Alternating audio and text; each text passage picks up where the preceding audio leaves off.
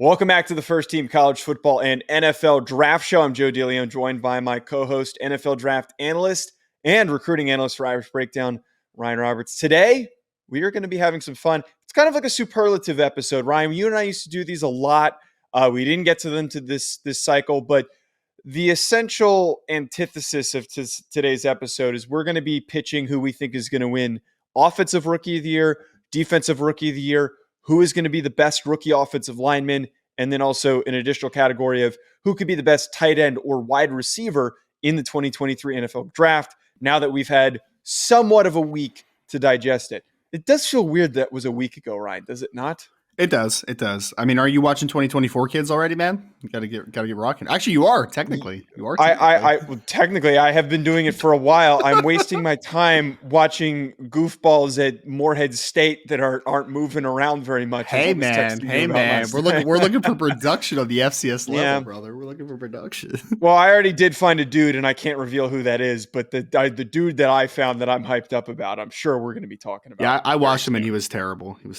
So did you actually watch him? You think he's terrible? I didn't watch him yet. Yeah, don't put those words on him. All right, yes. So today, Ryan, let's get into it. Let's get into today's discussion. Starting us off with Offensive Rookie of the Year, let's pick who we think will be the Offensive Rookie of the Year when it's all said and done by the end of the season. So this past year, it was Garrett Wilson for the New York Jets.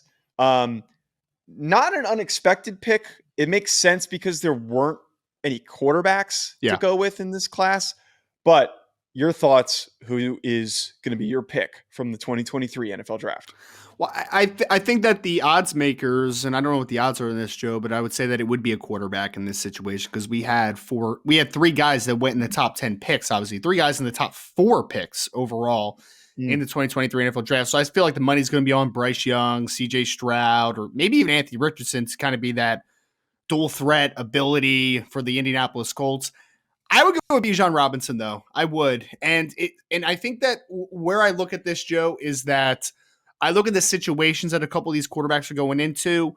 Carolina Panthers are kind of starved for wide receiver talent. The Houston Texans are a pretty underwhelming roster, and there's no guarantee of how much you'll see Anthony Richardson in 2023 for the Indianapolis Colts. He might be a guy that has a little bit of a redshirt year, if not just for a few games. So I'm going to go with Bijan, man, because I know from day one, Bijan Robinson with the Atlanta Falcons is going to be the guy instantaneously for that offense. They play in a system of under Arthur Smith, who has obviously his Tennessee Titan roots. They're going to run the ball a ton. Look at what he did with Derrick Henry.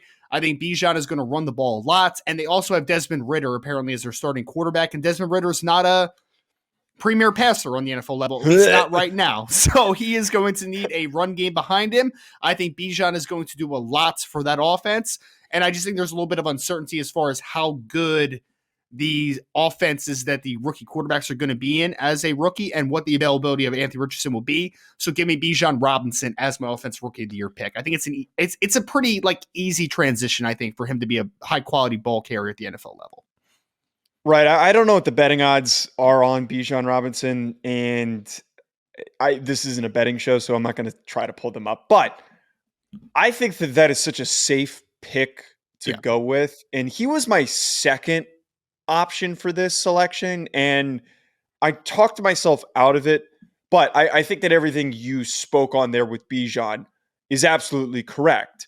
He's going into an offense that, I mean, if we're being straight here, their offensive line's not bad. It's not like a horrendous offensive line. And they just added Matt Bergeron, who's probably going to plug into one of those guard spots. So you've got a pretty good O-line that's going to be blocking for Bijan. And I think that what's really critical here for Bijan in this offense and for him to win Offensive Rookie of the Year, his success, as we've seen in the modern NFL, is nowhere near related to the success of the team. Right. And what I mean by that is he can rush for, and I've said this on a couple of radio spots, I wouldn't be shocked if he doesn't rush for something stupid in the 17-game span, then be kind of close to winning the NFC South and in the playoff hunt, that they run the hell out of him. And he rushes for 1,300 to 1,500 yards and over 10 touchdowns. I think that's really possible for him to hit over those marks if he's fully healthy and if he plays the whole season. But again, my whole point here is he could do all that kind of like Saquon did in his first year and them still be like 3 games under 500 and not win the division. Like, I think that Possible. both of those things are mutually exclusive. They are. And I think that the one good thing about this is that this isn't the Heisman Trophy ceremony, right? Where it's like, if you're not on a winning team, you're not winning that award. Like, this is, I mean, Right. to your point, like, this is one of those things where if Bijan is amongst the league leaders in rushing yards, I feel like that could propel him. I mean, that's really, I feel like you might get really good odds on that, though, Joe. I mean, again, I know we're not a betting show, but Yeah. the 3 quarterbacks in the top 4 are probably going to get propped up, right? As far as like their odds as being offensive I'm rookie gonna of the look. years. You should, man, just because it's kind of fun because we don't, like last year, we had a wide receiver in Garrett Wilson. To your point, though, 1 first-round quarterback, and that quarterback didn't go off the board until number 20. We know that this is a quarterback-driven award. So in that instance, I have to think that CJ Stroud is going to have his fanfare to be a offensive rookie of the year. Bryce Young, even Anthony Richardson. Again, I think there's some uncertainty with Anthony, so I'm sure he's probably the clear like 3rd of that quarterback room, but they have to have pretty good odds, I would assume. So the odds stand as Bijan plus 300, which are pretty good odds. Wow. Bryce Young plus 475. So that was my pick.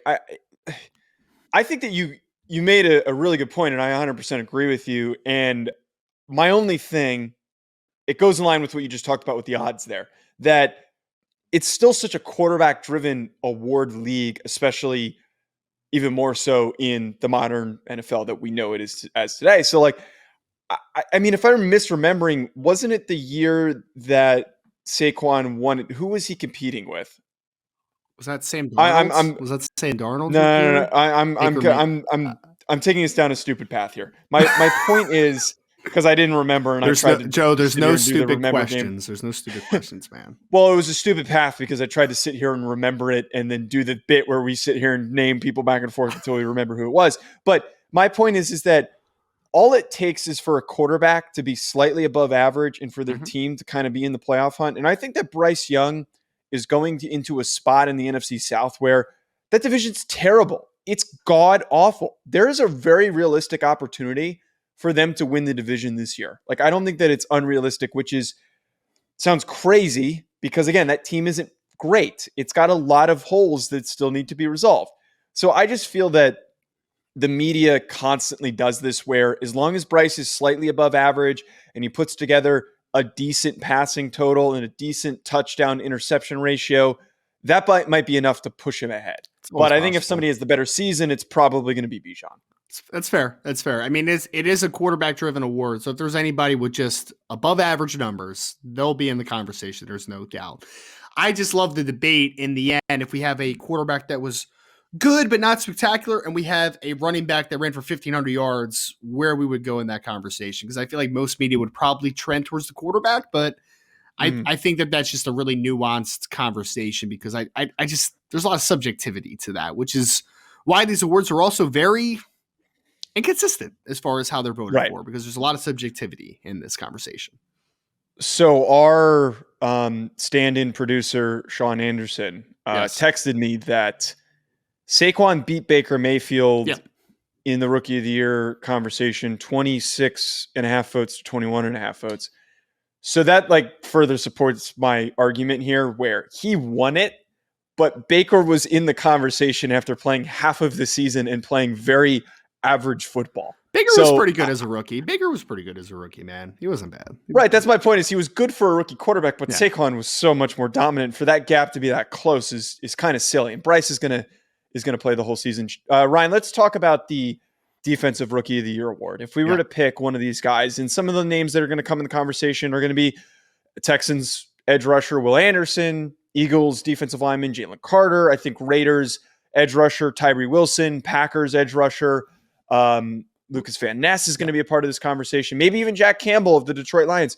I wouldn't be surprised if we didn't have like a day 2 pick that was in this debate. So if you had to pick somebody, who do you think it's going to be? So my mind goes to edge and linebacker on this one, Joe. So Jack Campbell was actually near the top of my mind because I think Jack Campbell's going to have a lot of tackles for the Detroit Lions next year. And anytime that happens, there's going to be guys that get the conversation. I mean, like, remember when Kiko Alonso won it the one year? He had like 150 tackles as a rookie or something like that. Like, I could see Jack Campbell having a similar pathway in that regard. I'm going to opt for Will Anderson, but I don't feel great about it just because sometimes sack production as a rookie isn't incredibly easy as far as translating directly, like from a numbers perspective. But I'm going to go with Will just because DeMeco Ryans is the defensive coordinator. I think he's an excellent defensive mind. I think Will Anderson was one of the top 2 players in the 2023 NFL draft. I think he's going to be a guy that's going to be counted on from day one to add an impact. One of the most overthought players in the 2023 draft. I'll go with Will Anderson. Little bit of a wild card is I was actually thinking about Devon Witherspoon a little bit for the Seattle Seahawks, but I ended up with Will Anderson. So you actually did set me up very nicely. Nice. I did the opposite here where I love Will Anderson, and he's somebody who I constantly brought up when asked this question about him and like, what do we think he's able to do? Will Anderson's just, I think, the most ready to play guy right now.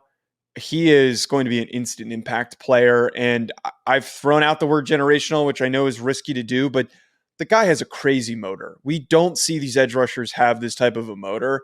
I think also to your point, DeMeco Ryans is a fantastic defensive coordinator, and they're probably going to have some fun trying to see what ways they can create mismatches. And it's also not a bad defensive line that he's going to be working amongst. And there's some good defensive pieces that he can play off of amongst that whole unit. So I like Will Anderson. But I feel like a lot of times with this award, unless Will Anderson has like a stupid sack total, like over 12 sacks, like something crazy, like 15 sacks, I feel like it always goes to a player on a good football team. And last year, Tariq Woolen was in the discussion because statistically he did well, and he was also on a Seahawks team that went to the playoffs. So I think Devon Witherspoon, for me, who's the most ready to play corner right now, sticky in coverage, closes down gaps so easily. And then we've all spoken about how he fits the mentality of what is looked for in a successful Seahawks defensive back. So I think that he's going to cause some problems. Yep. Him and Tariq Woolen playing off of each other, man, he might not allow a lot of completions. And if you get a season like what Sauce Gardner put together, maybe like a little close to that. And Sauce didn't have as good of a secondary mate as Tariq Woolen. So I don't know, man. I think that Devon Witherspoon's a really fun one to consider in this conversation, and he would be my pick for Defensive Rookie of the Year. Witherspoon's really fun because if you watch his game at the University of Illinois this last year, down the stretch of the season, people just started saying, you know what, we're not going to throw at 31 anymore. That's probably not a good idea. I think that he's going to have a lot of ball production with Seattle this year because, let's call it what it is, Joe. I think he's a much better player than what Tariq Woolen is from a player perspective and on-field perspective. But if I look at both those guys sitting next to each other, am I going to throw at the 6'4" guy that runs 4.2, or am I going to throw at 5'11" Devon Witherspoon? Like that's kind of my thought process, right? So I think that he's going to get a lot of opportunities, a lot of balls thrown at him, and I think he could have some pretty good ball production. Again, that was one of my sleepers in this conversation because I think he's going to be very, very good for the Seattle Seahawks. Now, there's no award for best offensive lineman. We have had instances where there should be. We did have instances where Quentin Nelson was brought up as should he be the offensive rookie of the year? And he didn't win it, but it's always fun to kind of have it. Probably should have. Right. It's fun to have this debate. Yep. There were a number of first round offensive linemen that were selected. Darnell Wright is a Chicago Bear. Broderick Jones is a Pittsburgh Steeler. Paris Johnson is an Arizona Cardinal. And Peter Skoronski is now with the Tennessee Titans. It doesn't have to be one of the first rounders. Also, Anton Harrison was a Jacksonville Jaguar pick, which was one of the biggest reaches of the draft. But it wasn't that bad. It was an okay pick. Good. I hated that pick. He's so raw. But if you had to make a pick here, Ryan, who would you select? Because this is a year one impact, I'm going with Peter Skoronski for the Tennessee Titans. I think that when you ask, if you ask me, which offensive lineman is ready day one to be more of a finished product? It's Peter, right? Like Paris Johnson, I think if he hits a ceiling, ends up being a significantly more impactful player than Peter Skoronski. I think Broderick Jones is more upside than Peter Skoronski. But at the end of the day, Peter Skoronski, despite only being a third-year junior, was about as technically refined of an offensive lineman as you're going to find coming out of the NFL draft. So him going to Tennessee, a team that's also going to ask him to run block a ton, get downhill, I think that he is going to have an impact early on because, Joe, I read you the starting lineup for the Tennessee Titans? Right. Oh, right, it's going to be bad. So right now, the projected starting offensive line for the Tennessee Titans is Andre Dillard at left tackle, Peter Skoronski at left guard, Aaron Brewer at center, Daniel Brunskill at right guard. Oh my and God. Nicholas Petit-Friere at right tackle. That Wait, is what happened to not Dylan Dylan Radens? Dylan Is it Radens. Dylan Radens? Dylan Radens is listed as a backup left guard to Peter Skoronski right now on that offensive line. Oh my God. Wow, that is a really so what I don't understand is what I actually do think, and I'm not going to disagree at all on this one. I'm not even going to Yeah. provide a secondary option. I just think the rest of those teams are bad. And a lot of times the Titans, I think, are in the best position to provide some competition and maybe go to the playoffs if Tannehill is healthy and plays well. But for this, as you're saying, he's the most ready to play, he's the most technically refined. I wouldn't be shocked if this isn't similar to Rashawn Slater, where he was picked and everyone just assumed he was going to play guard. He shows up at training camp. They're like, hey, this guy's a dude. And the rest of our offensive line is kind of booty. So why don't we put him at left tackle? Let's just put him out there. And he did really well. I think that's probably going to end up happening. Put Dillard at right tackle, man. That's Well, they got Nicholas Petit-Friere, man. They got Nicholas Petit-Friere. You know who else they drafted? They drafted Jalen Duncan also. You got a big steal in Jalen Duncan. 6th round pick, Jalen Duncan. Wild. Dude, that might be – you actually might come out of this draft with a starting left and right tackle if it goes well. Yeah. Duncan, I feel like, can play guard too. I don't know. I don't know if his I don't know if his core strength's the best. The problem is that you have a bunch of offensive tackle types on this roster, but you don't have a bunch of guards, which is tough. That's actually a really hilarious point that this roster is very oddly constructed. Dillard can't play guard. Dillard is a true tackle because he has no core strength. You have Nicholas Petit-Friere. Not a lot of bend either. What's that? Not a lot of bend either. Not a lot of bends. Nicholas Petit-Friere is a true offensive tackle. Doesn't have much of a power profile. Jalen Duncan's an offensive tackle. I mean, yeah, Jamarco Jones is more of a tackle than a guard. Like it's not a very offensive guard heavy interior. So they might have to play Peter Skoronski guard, man. It's probably going to be a thing. Before we do our last category, to throw out a second option, a little bit of a wild card. I'm going to say John Michael Schmitz with the New York Giants, and I promise this is not a homer pick, but I think that he landed in the best possible spot. Whatever center they took was going to end up going into a really advantageous position, and I think he fits well with what the needs are the New York Giants were, which is why I think his play is going to be great. He's already surrounded by a lot of guys that have done really well. 2 great tackles. Evan Neal is getting better. And the interior grouping isn't great. It's not sexy, but it's been better than it's been in the past. And we know that Andrew Thomas has played phenomenally, especially last season. So I think that you plug in a guy that has been discussed as having the highest floor amongst the center prospects. Dude, I think you're going to throw him in there, and that offensive line is going to gel cohesively. And a lot of times, all it really takes, I think, for a center to be talked about as having a good year and a good rookie year is if everyone's gelling together, that he's picking up on all of his calls. He's identifying the protections properly. I think he's the right guy for the job and what's being asked of him. Yeah, it's going to be interesting, man, because offensive line is also one of those spots, Joe, that is a little bit of a tough transition for sometimes, especially a tackle. But to your point, I mean, John Michael Schmitz is also protecting a $40 million a year quarterback. So, like, it's going to be a very valuable position to protect a guy like Daniel Jones, one of the best quarterbacks in the NFL. I'm waiting for you to say something because I'm being super sarcastic, man. Shut up. I zoned out for a second. I noticed. Yeah. I just kept talking about how great Daniel Jones was, and you didn't say a word. Yeah. Well, Daniel Jones can do well if he's properly protected. Sure. Moving on to the next one, though, to wrap us up here. Best tight end or wide receiver. Now, I'm going to go out and say this, and I don't think you disagree. The receiving class isn't sexy. The tight end class is a little bit more exciting. I think a lot of hacks are going to pick Dalton Kincaid for this without doing a lot of investigating and also acknowledging that there's a lot of mouths to feed in that receiving core. My pick, Ryan, to throw out mine first. I think that Jordan Addison's going to have the best rookie season amongst all these guys. And I know that you're going to hate that because you're a big Jordan Addison hater. Yes. I really think that he landed in a very advantageous spot where all this attention is already on Justin Jefferson, and the dude makes catches while he's being double teamed because he is a freak. Yes.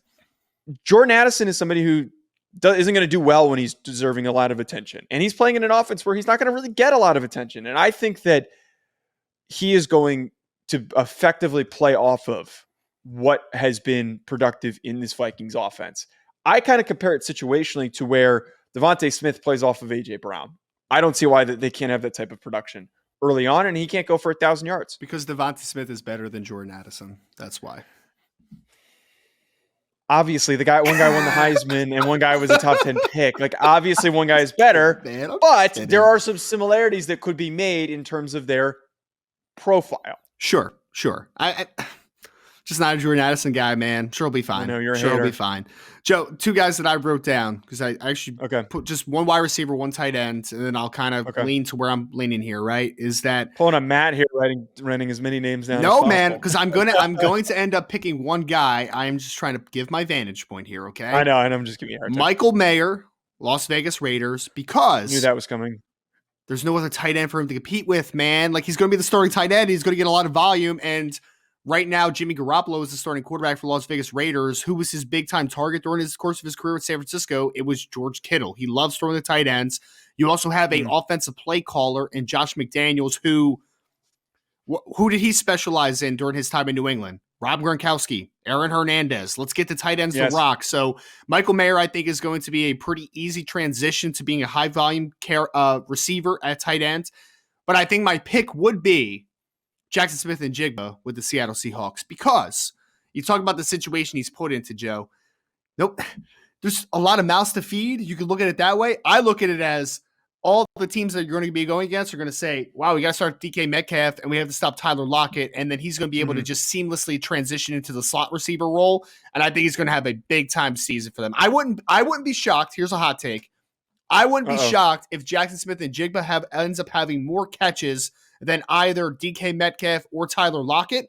But DK and Tyler probably have more yardage because they're going to be more downfield options. Like, that's what I could see. I could see a guy like a Jackson Smith and Jigba having like 85, 90 catches for 1,000 yards, but DK has 1,200 on 70 and Tyler has, 60 for 1,100. Like, it's possible that we could see something in that regard, right?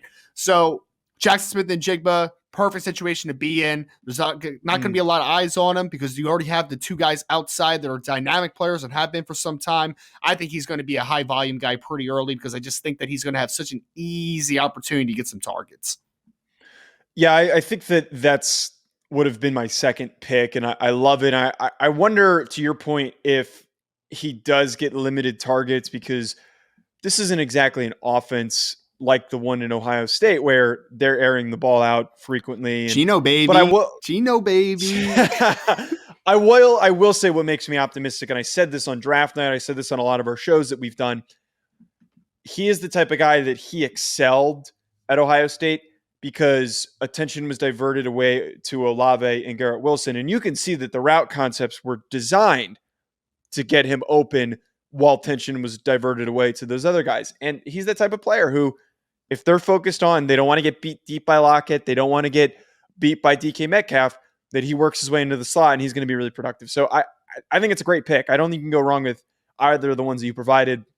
Apparently you hate my pick of Jordan Addison, though, which is... I don't hate it. I'm just not a big fan of him, man. That's all. Yeah.